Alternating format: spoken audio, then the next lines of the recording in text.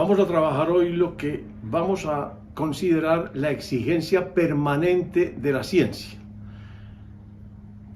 Vamos a empezar diciendo que desde hace muchos años, desde toda la historia conocida, el hombre ha pretendido separar lo que son creencias, lo que son supuestos, lo que son interpretaciones de lo que realmente consideran el conocimiento válido.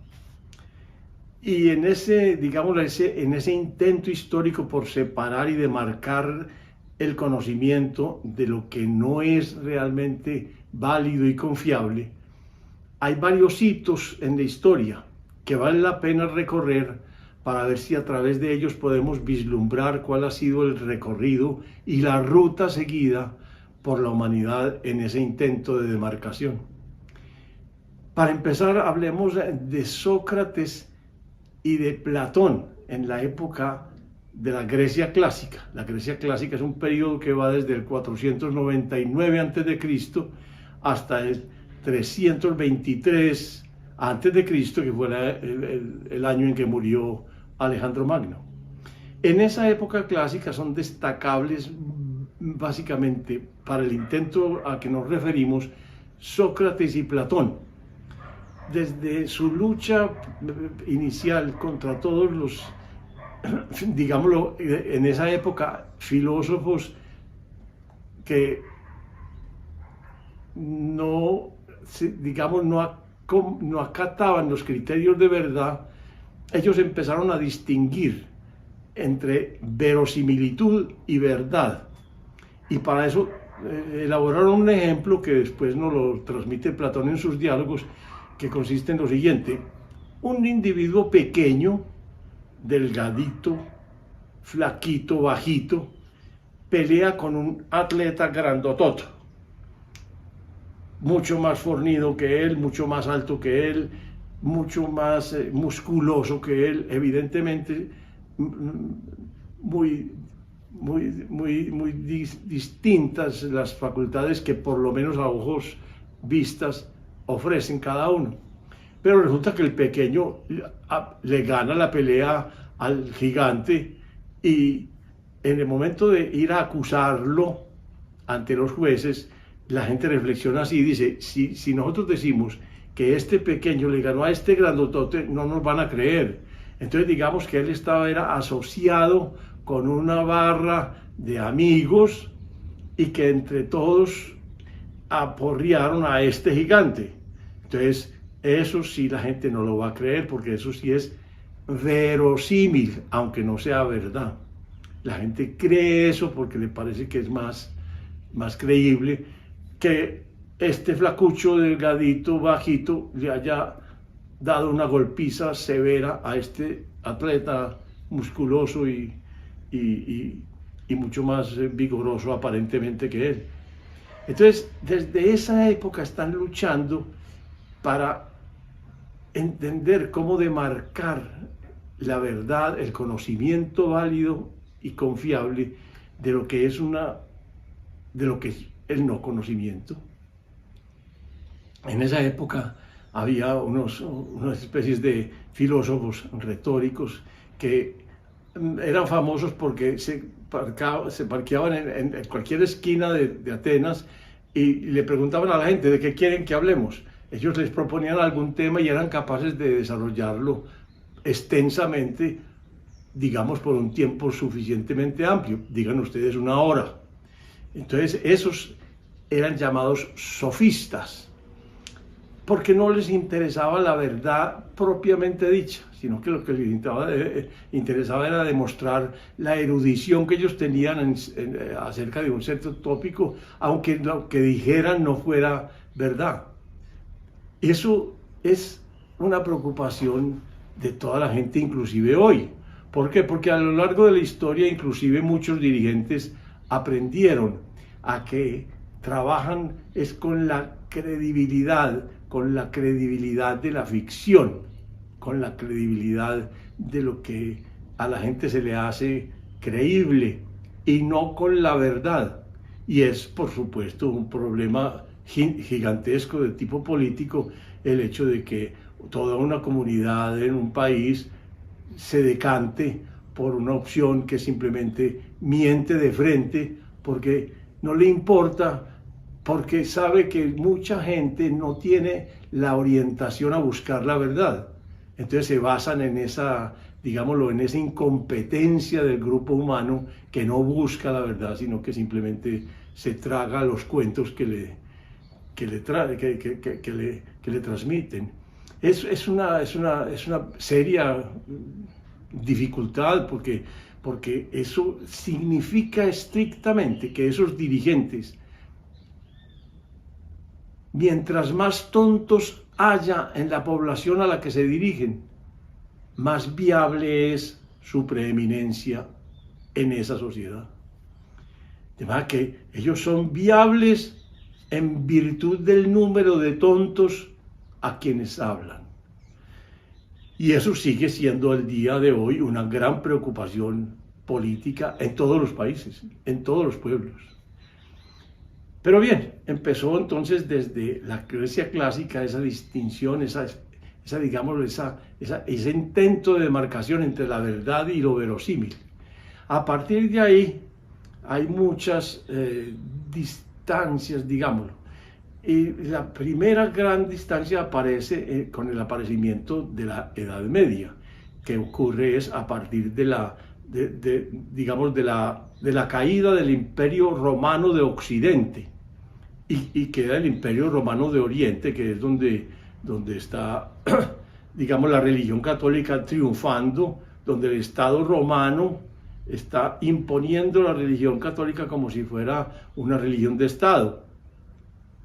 Entonces, a partir de ahí empieza la Edad Media, que es una de las edades más oscuras del hombre, hasta ahora conocidas en la historia. ¿Por qué? Porque en esa época se desatiende totalmente el problema del conocimiento. Se considera que ya con la Biblia y con el conocimiento de la religión se tiene todo lo necesario para vivir, que ya está conocido todo lo que el hombre necesita saber para desempeñarse en la vida.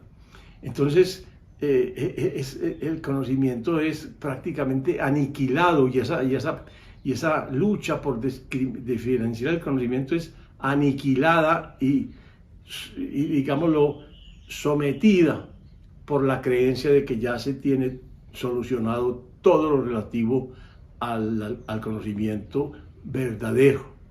Y que en esa época se considera el único verdadero. Entonces, vamos así hasta el siglo XII, donde aparece Nicolás de Cusa, que es el hombre, un monje, que vuelve a coger el problema del conocimiento y vuelve a establecer, hombre, tenemos que demarcar cuál es el conocimiento válido, de qué son suposiciones y qué son simplemente cuentos y historias falsas y creencias erróneas. No, hay que separar eso. Entonces empieza otra vez el trabajo sobre el problema del conocimiento y empiezan a sentarse y a afirmarse los pilares de lo que ya se va a conocer más adelante como el Renacimiento. Eso pasa inclusive por el siglo XVI, donde aparece René Descartes con su famosa división entre lo que es el mundo subjetivo del mundo objetivo. Y dentro de su racionalismo, él sigue insistiendo en que hay que separar, digamos, ese mundo de lo que podemos observar, que es el que de verdad podemos explicarnos, de un mundo subjetivo que no podemos explicar y que tiene unas leyes y unas dinámicas totalmente distintas de individuo a individuo y que por lo tanto son inasibles, incognoscibles prácticamente. Y llegamos así hasta la época moderna, en donde hay, digámoslo, en principio dos corrientes muy importantes. Una que va a insistir en que cualquier afirmación que hagamos desde el punto de vista científico tiene que tener confirmación en los hechos empíricos. Es toda la tesis del verificacionismo. Cualquier hipótesis que uno haga tiene que tener hechos a favor que muestren que sí hay hechos que están confirmando lo que uno afirma en la hipótesis. Eso tiene digámoslo, un gran debate hasta que aparece Sir Karl Popper, donde ya empieza la tesis más fundamental que va hasta nuestros días, que es la tesis del refutacionismo. Entonces dice, no, lo importante no son tanto los hechos confirmatorios, claro que son importantes, pero lo que hace un conocimiento científico es el hecho de que en principio sea falsable. ¿Qué significa que una hipótesis sea falsable? Que en principio se pueden encontrar hechos que refuten la hipótesis, aunque no se encuentren, precisamente porque lo que se entiende es que una gran teoría sobrevive porque a pesar de que se hayan hecho todos los experimentos críticos donde pueden aparecer esos hechos adversos y contrarios a la teoría, no aparecen. Entonces es como si la teoría sobreviviera al experimento crítico, porque el experimento crítico busca a toda costa mostrar que esa afirmación y las afirmaciones centrales de la teoría son falsas. Y resulta que cuando no se puede demostrar, entonces la teoría sigue vigente. Eso sigue así, y es en el siglo XX donde vuelve a aparecer, digamos, la comparación entre la ficción y la realidad. Por ejemplo, Mark Twain dice en un momento dado, la realidad supera a la ficción porque la ficción debe seguir siendo creíble, no la realidad. O sea, lo que pasa justamente hoy, simplemente porque el que hace, el sofista de hoy, habla mentiras, pero si lo que dice es creíble por la gente, eso causa efectos públicos, constatables, políticos y en fin. A partir de la tesis refutacionista se han mejorado mucho las teorías y se ha demarcado mucho en la ciencia qué es una teoría científica y qué no. Pero, por ejemplo, se ha hecho un énfasis cada vez más marcado en que la teoría tiene que tener además una utilidad práctica adicional, y es que debe ser capaz de predecir, no solamente de ordenar y explicar hechos observados hasta el momento, sino que a partir de la hipótesis elaborada que los relaciona, podemos hacer nuevas predicciones que en el futuro se pueden chequear con experimentos críticos, por supuesto, y demostrar, es decir, obtener hechos a favor. Cuando llegamos al siglo XX, llegamos a la psicología científica. Y en el punto específico de la psicología científica, que es el que más me interesa aquí en estos videos, encontramos una tendencia igual, en el sentido de que hay un énfasis muy grande en qué es lo que podemos trabajar científicamente en la psicología. Y llegamos a una posición supremamente radical, que es el conductismo de B.F. Skinner, que lo llamamos el conductismo radical, cuyo postulado metodológico central es: nosotros no trabajamos sino el comportamiento observable efectivo. Nada de lo que pase adentro, nada de lo que sea mental, lo trabajamos en la ciencia de la psicología. Entonces él hace una ciencia supremamente refinada, muy útil porque sirve no solamente para mejorar un montón de destrezas y habilidades del hombre, sino inclusive para entrenamiento animal supremamente refinado. Una paloma que durante la guerra es capaz de dirigir por picotazos dados en una plataforma un cohete para llevarlo a un punto exacto que se le traza en la mira, y esa paloma es el piloto. Y con una efectividad del 100%, o sea, se pueden entrenar los animales con una precisión increíble, y lo mismo se puede hacer con el hombre, en todo lo que sean destrezas evidentes. y manifiestas. Pero llega un momento en que tanto la psicología como la física tienen que abordar cosas que no se explican y que no tienen una causalidad externa que se pueda aislar y que depende como de algo más estructural, más interno. Entonces aparecen un montón de fenómenos como por ejemplo la radiación de electrones que no se puede explicar desde afuera. No hay nada externo que diga, a ver, es que hay un aparato que atrae los electrones. No. El elemento que está radiando sigue radiando a pesar de que esté en cualquier ambiente, aunque no haya imanes cerca ni nada que pueda atraer los electrones, nada, sigue irradiando. Entonces tienen que preguntarse, pero ¿qué es lo que pasa? Algo pasa adentro de la materia que permite que aparezcan los electrones y que sucede un efecto afuera, pero que no tiene una causa externa aislable. Y de la misma manera aparecen en la psicología un montón de comportamientos que no tienen un referente o una causa externa que los sostenga o que los, o que los incremente o que los decremente o que los afecte de alguna manera.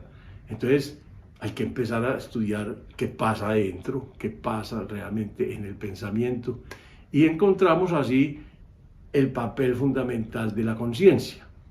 Si ustedes revisan, digamos, los videos míos, muy específicamente si quieren, los 2 videos que hice sobre acceso a la supraconciencia, encontrarán que yo sigo una tendencia, yo estoy formado y fui formado en análisis experimental del comportamiento, que es el radicalismo conductual de Skinner, el más radical de todos. Pero yo trabajo también con un montón de imágenes, con un montón de procesos mentales no visibles directamente. Trabajo inclusive con cosas que llamamos del inconsciente o subconsciente, que no se ven, pero que tienen efectos que son constatables afuera. Por ejemplo, sabemos de que en el subconsciente hay unas preferencias y unas elecciones de lo que consideramos verdad o mentira, que están grabadas en ese subconsciente, y que, por ejemplo, la actividad kinestésica y la kinesiología, básicamente, que es la que se relaciona con la firmeza de los músculos que se presenta ante una afirmación o ante una determinada estimulación, ese subconsciente refleja qué es lo que está escrito o inscrito en él. Entonces, por ejemplo, le ponemos al frente a una persona una zanahoria y le hacemos una prueba, la prueba típica, que es con el brazo al lado. Yo lo pongo al frente para ilustrarlo mejor, pero normalmente la prueba se hace con la mano extendida hacia los lados, y hay una persona que intenta bajar el brazo de la persona que está siendo explorada, y se comprueba kinesiológicamente, digamos, que cuando uno le presenta algo que le beneficia, por decir alguna cosa, uno le presenta una remolacha y uno intenta bajar y no baja, uno sabe que esa remolacha no le produce ningún efecto negativo. En cambio, si la baja con una facilidad gigantesca ante una zanahoria, uno sabe que la zanahoria puede transportar elementos que la debilitan y que la perjudican de alguna manera. Entonces uno va pudiendo seleccionar qué elementos son los que en su dieta son más nutritivos o no. Y lo mismo puede uno hacer con verdades o con afirmaciones, inclusive con presentaciones de un político. Uno puede poner al frente, digamos, una presentación de un político y hacer la prueba de credibilidad para ver si la gente cree que lo que está diciendo es verdad o no. Y cuando no es verdad, inmediatamente la mano cede, el brazo cede. Pero cuando sí es verdad, el brazo se sostiene, porque los músculos mantienen su firmeza y en ninguna manera evidencian que se sienten desconfiados o incompetentes ante un determinado estímulo. Entonces nosotros de todas maneras vemos que hay unas diferencias muy grandes. Y en los últimos 2 videos que he realizado he insistido mucho en que el cerebro siempre está gobernando digamos, los movimientos del cuerpo y al cuerpo mismo y a todo su funcionamiento interior, todos los órganos. Pero que tiene 2 maneras de funcionar. Una mecánica, en donde coge básicamente los elementos que tiene, los datos que tiene. El cerebro lo maneja como un computador, esos datos, recoge todos los que estén asociados con la seguridad de la persona y empieza a generar imágenes asociadas con esa seguridad. Y entonces por eso empieza, digamos, a hacer comportamientos defensivos o agresivos o que pretendan eliminar o reducir una amenaza. En fin, y que solo con la aparición real de la conciencia puede cambiar ese patrón de comportamiento mecánico y lograr unos objetivos claros y explícitos. Y todo eso se comprueba experimentalmente, se comprueba con predicciones. Si hizo tal procesamiento, entonces puede comportarse de tal y tal manera. Y esas predicciones se pueden constatar empíricamente. Entonces es lo mismo que pasa en la misma física. Cuando los físicos empiezan a hablar del átomo, no es que lo estén viendo allá, para nada, no ven nada. Nada es nada. No ven nada de su estructura, pero por el comportamiento que se observa afuera, por las reacciones que muestran entre las distintas moléculas, por las reacciones inclusive como de reacción en cadena, como en una bomba atómica, se van dando cuenta de si la estructura propuesta del átomo es correcta o no, y se van dando cuenta de que puede ser, digamos, un material fisionable o no, y uno que haga una fisión nuclear más fácil que otro, y entonces con ese tipo de comportamiento que sí es detectable, se pueden chequear la validez de las hipótesis.